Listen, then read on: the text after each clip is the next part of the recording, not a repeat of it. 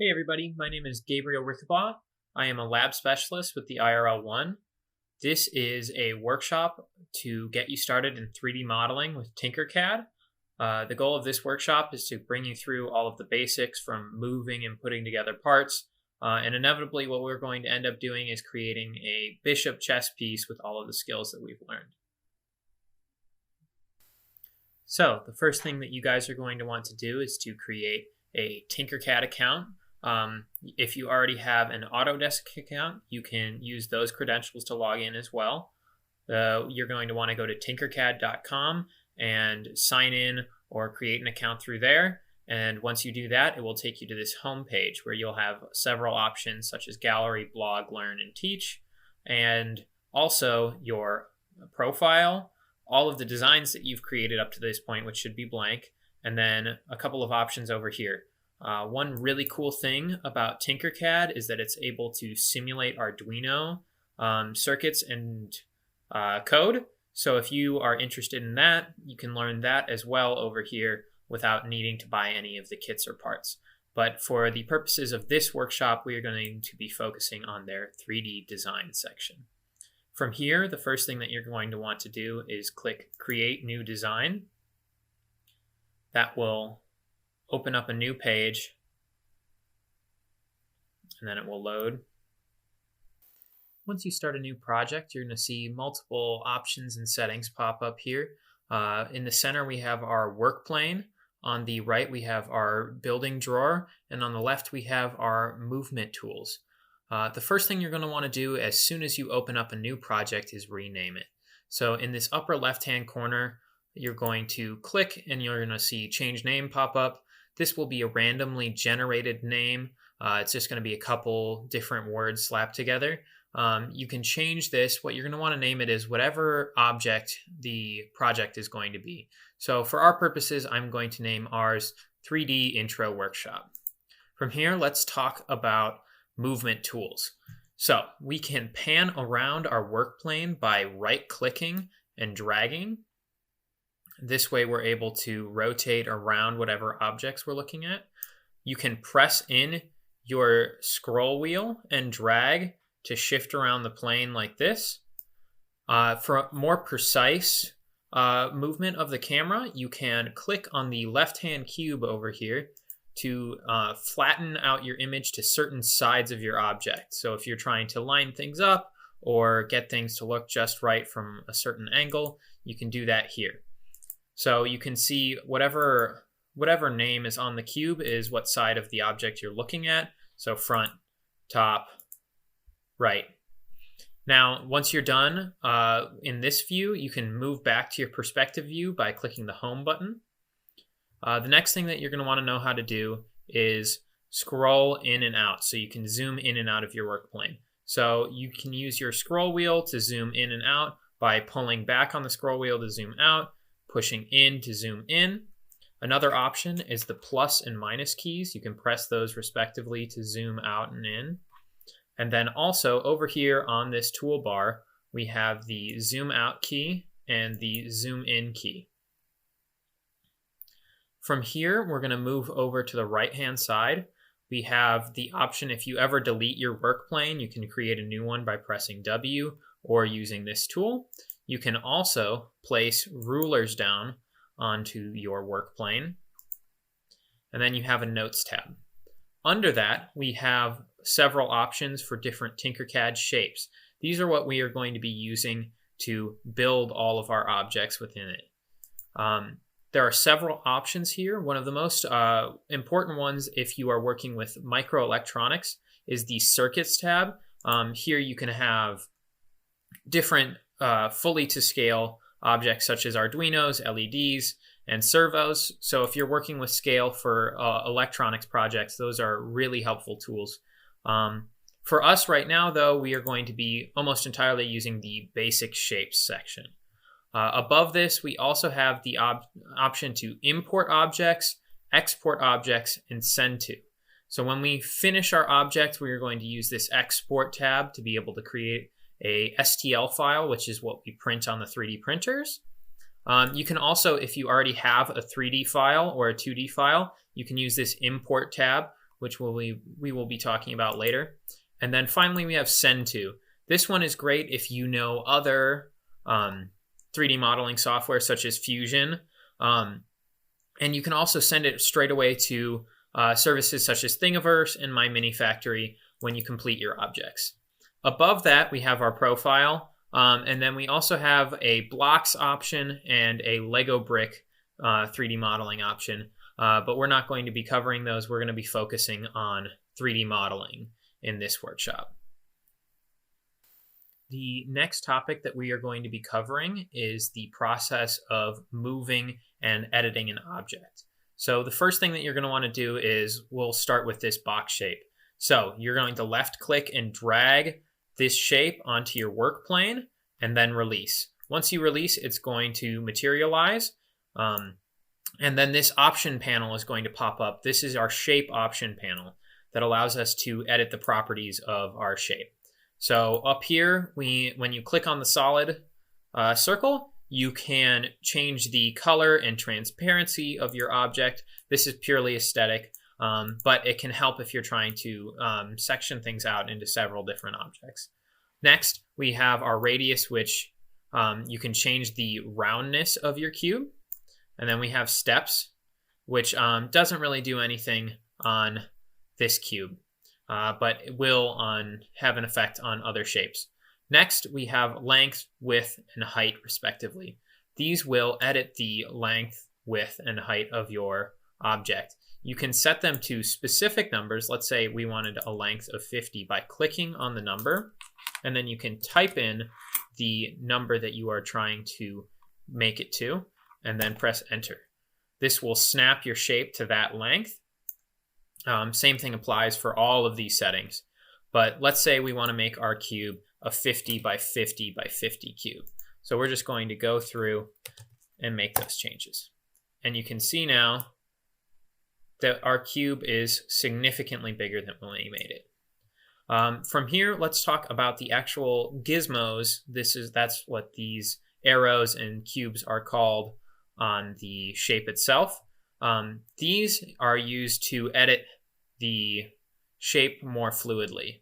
So we have two different options for scaling. We have these darker gray cubes and these lighter gray cubes. You can freely edit the size of a given parameter of the cube by grabbing and dragging around. And you can uniformly scale it by holding shift and dragging. These lighter gray cubes will edit both of the sides that they are attached to, whereas these darker gray cubes will only edit in one direction. From here, we can also click here on these size tabs to write in specific numbers, again, to edit the length, width, and height of our cube. Moving on, we have this arrow that you're going to see on the top of the cube. This will be used to lift your objects up and down from your work plane. And then over here, we can see the number. So if we want to raise it, let's say 19 units, we can place that in there and it will lift it 19 units off of the work plane. Another important command to remember is the undo command. So I just undid raising up the cube. This can be done by clicking the undo button up here on the left-hand bar, or by pressing the command Control-Z. This is much like other software such as Adobe Photoshop and Illustrator. It is Command-Z on Mac products. The next tool that we're going to be talking about is for rotating our objects. So we can see here while we're looking at our gizmos that we have three different options. There are the curved arrows here, here, and here. Each of these will rotate the cube in a different axis. What we're going to do is click and drag on this arrow, and we can freely move to any degree that we want, or much like the other parameters, we can click on the number and put in a specific one. So let's say we wanted to rotate it 90 degrees. We can type in 90 and press enter, and it will snap to 90 degrees. This applies for all of the different rotations. So you're able to rotate around in each direction. Next, let's talk about material type. So there are two different material types in TinkerCAD. There are solids and hollows. You can transition an object to a hollow object or a solid object by just selecting one or the other up here in this image, in this tool window. If you ever lose your tool window, just click on the object again and it will pop right back in.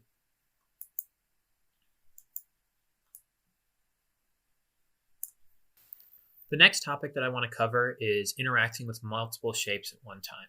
So let's drag a second shape in. I think we're going to go with the cylinder.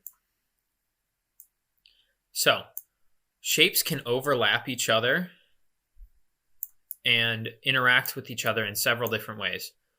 Most notably is we can create holes through our objects, as we were talking about before. Whenever you're combining an object for the changes to actually take place, so we can see that the hole is not actually going through our cube. What you're going to want to do is, using the left click, highlight both of the objects, and then we're going to go up here to this combine button. It is called group. You can click on this, or you can use the key command Control G. And once we do, we can see that a hole has been made in our cube.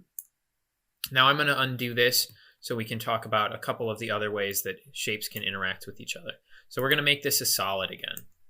Now, we can also combine shapes together to attach them.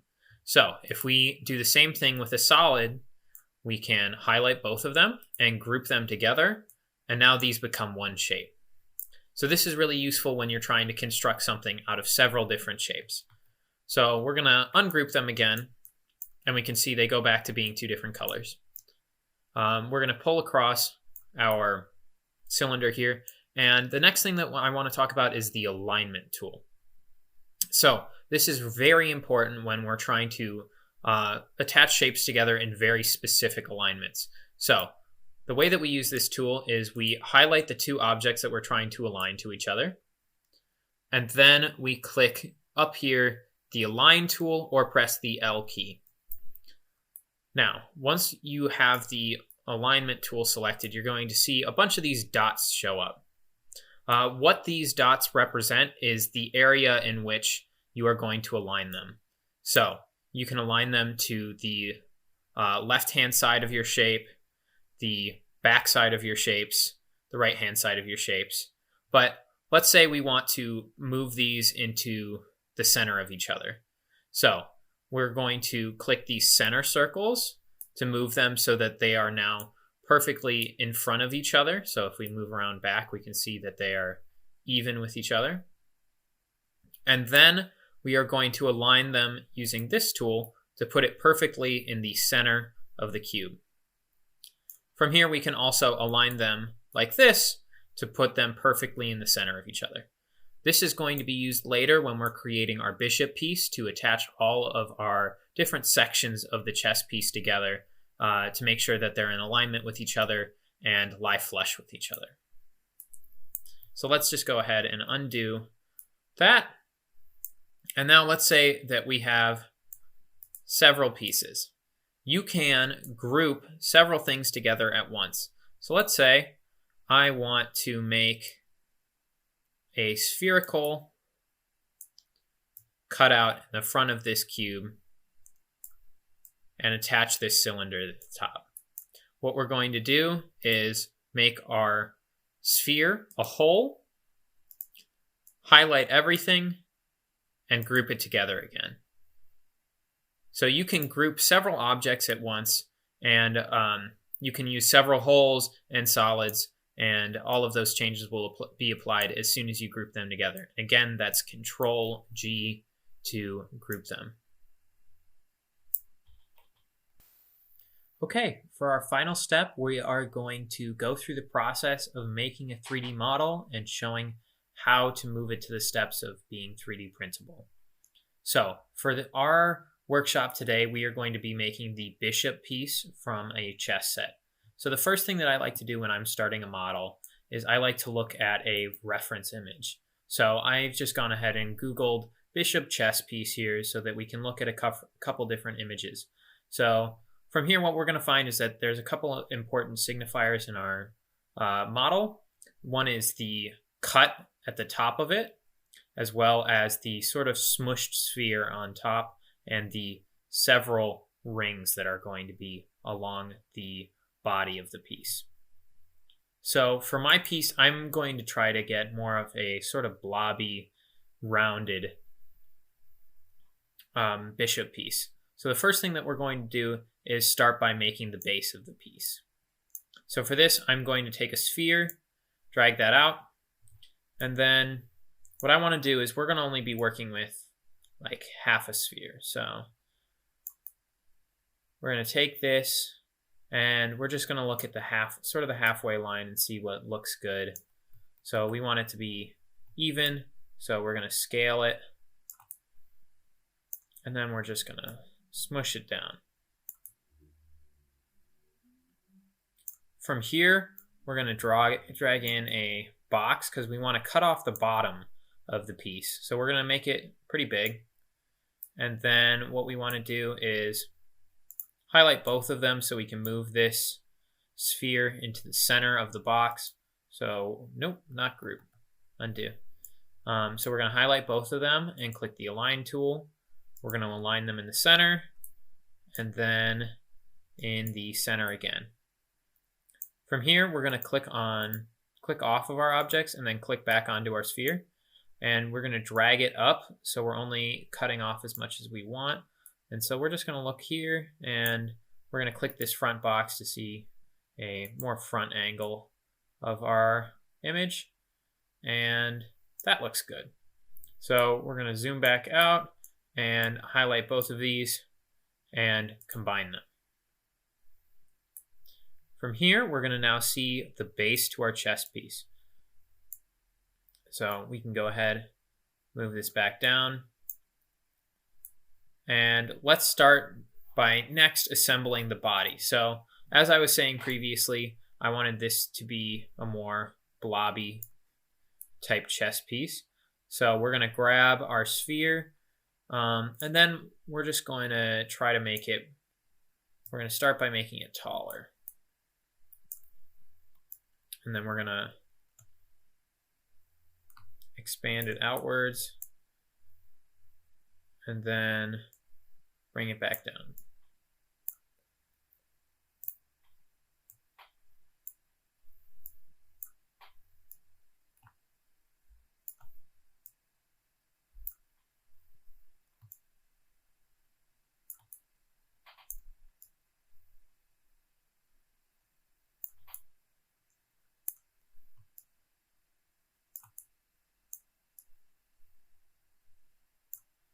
All right, so that looks good for the start to our body. So from here, what we're going to do is we're going to align it so that we can have it nice and centered along our piece. So, whoops, that was combined again. So highlight both of your objects and then click your align tool, and then we're going to align to the center and align to the center again. This way, it's right in the middle. From here, I'm going to go back over to my reference. And we're going to want to sort of make this sort of dome piece on the top. So we're going to drag out another sphere to make the head of the bishop. Drop that in, drag it up. And from here, we're going to just want to scale this up.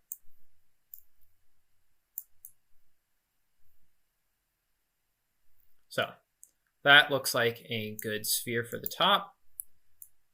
And so we're just going to align these again in the center and in the center. And that looks like a good height. So now we're going to want to put a cylinder on the top of all of this. So we're going to drag it up.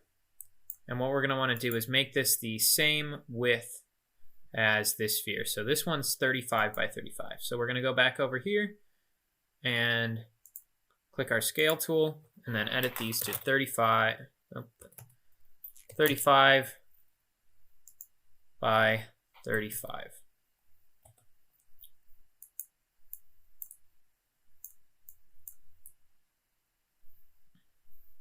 Next, I'm going to align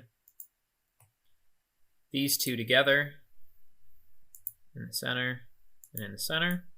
Now you see, since we didn't combine our previous pieces, that it's moving around a little bit, and that's okay. We will get those recentered once we get this on top of our piece. So from here, we're just going to drag it down until it's in the center. That looks good. And then we're going to drag it up.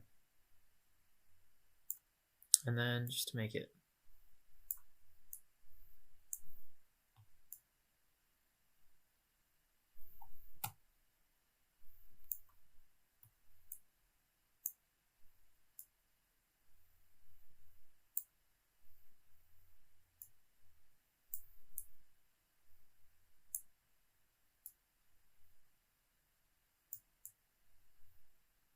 bring it down, and now we're going to just align these two parts again.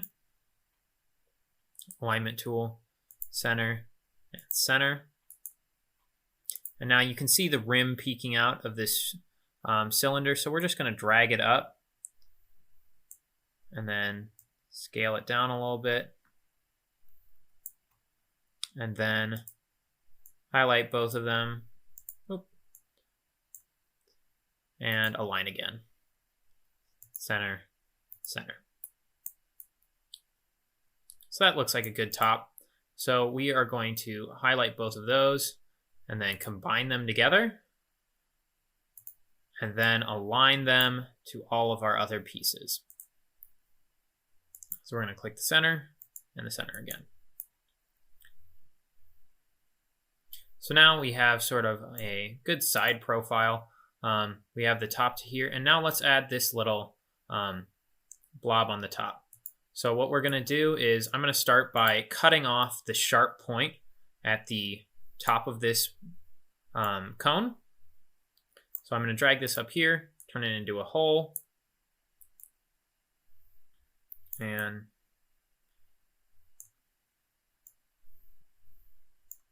make sure we're over top of it and more than big enough to cover it. And then from here, zoom out, drag that down. We only want to take off a little bit, so we're only going to put it in just about that much. We can look here and see the discolored portion of it to see how much we're going to actually take off. So we'll just move that down just a touch more. And then from here, we will highlight both of them and combine them together. So now what we can do is we're going to take another sphere, and we are just going to start by squashing it flat, because with our reference we can see it's sort of a pancakey type shape. So we're going to squash it flat just a little bit more, and then this looks like it's a little too big, so we're going to push it just like that, and then highlight these two. Actually, we're going to want to highlight all of them. Hit the alignment tool, align to the center, align to the center again. And then we can shift click our body.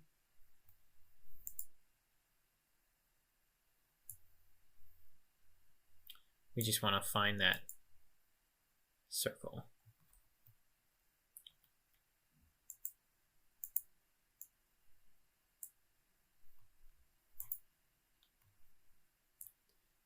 So drag those down and get those attached just like that. So now we have the little top to our bishop, and we're starting to get closer to what we want it to look like. So that looks about good for the head. So now let's combine all of these parts together, because we're pretty happy with the way this shape is so far. So we can drag that up, put that back onto our work plane. And the next thing that I want to do is create these sort of flat rings. So we're going to really want to smush down some spheres and then expand them out pretty large. So we'll start by flattening them. That looks good. And then scaling them up. From here, we're just going to highlight both of these, alignment tool, move it to the center and the center. And then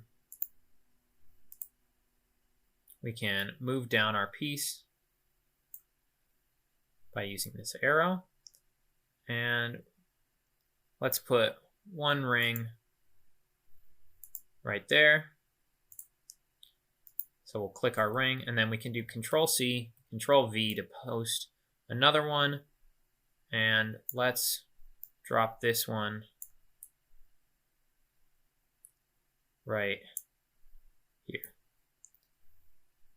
And then this one, we're just going to scale it up just a little bit. So the first thing that we're going to want to do is take these two, and we're going to want to combine them together.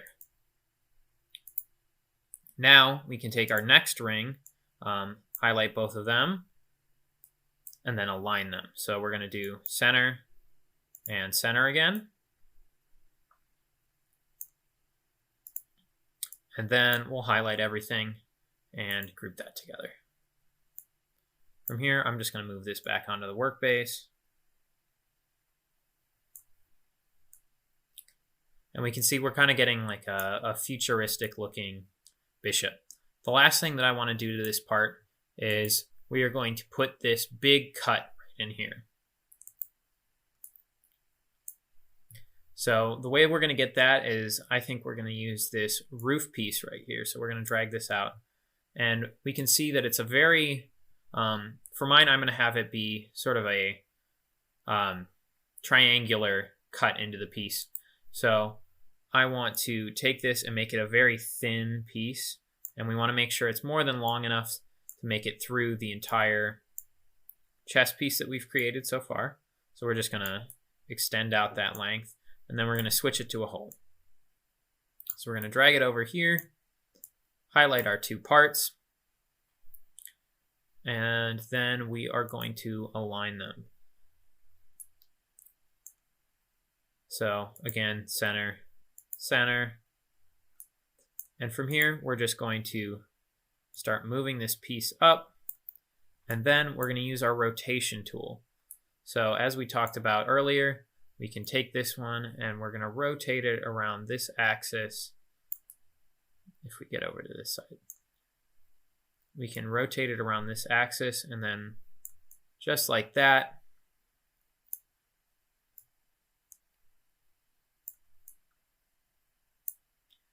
and then I think I'm going to want this to be a little bit bigger, so we'll scale it up.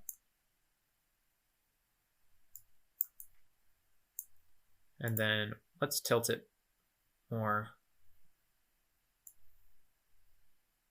there.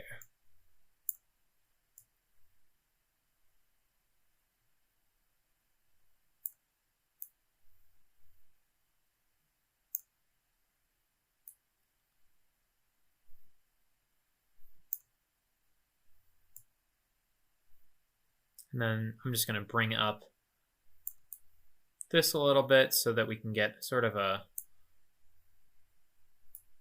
longer cut in there. Next, we are going to combine these two pieces.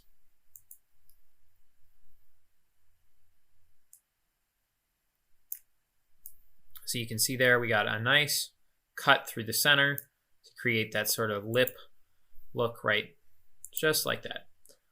From here, I think I'm just going to add one more ring. I just think that this needs one more ring to cap it off. So again, this one's going to be a little bit different. We're going to squash it down. And then scale it up.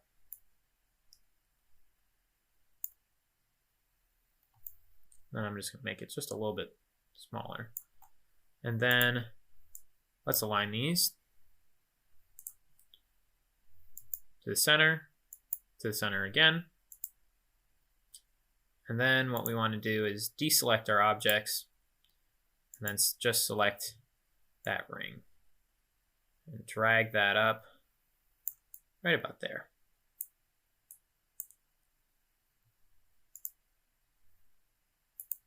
All right, so that looks good. Now, when you're finishing an object, you want to make sure that all of the objects within it are grouped together so that it's one solid piece so you can drag it around and everything comes with it. And then the next thing that you're going to want to do is highlight your object, and here's where we are going to get ready to export our objects. So when we're exporting and printing on the 3D printers at the lab, what you want to do is make sure you export to either an STL or an OBJ file. So we hit the export button, and then we are going to have the download option here. It's better to usually go with an STL file in these cases. And here we can see everything in the design or selected shape. I usually like to go with the selected shape because you might have a stray object lying somewhere far off from view, and it's always better to lie on the side of caution. So we're going to go ahead and select STL, and then it's going to prepare a model for export and then download it. From here, we can take our model and print it on any of the various 3D printers at the IRL, or we can even send it in for our current remote job services. Thank you all so much for your time. I hope you've enjoyed the workshop, and we can't wait to see what you guys make. Thanks.